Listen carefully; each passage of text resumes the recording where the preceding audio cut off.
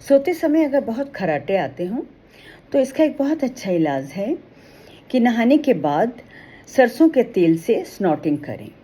यानी शुद्ध सरसों का तेल ले लें, उसमें उंगली डुबो करके ऐसे ऊपर की तरफ खींचना है।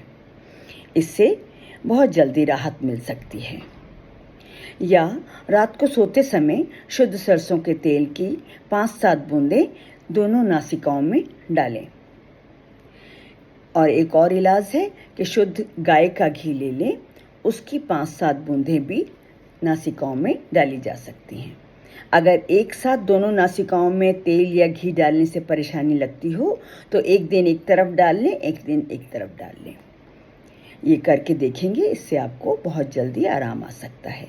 सीजनल फ्रूट्स, वेजिटेबल्स और सैलड अपनी डाइट में शामिल करें और हाइड्रेटेड रहें, लिक्विड्स लेते रहें।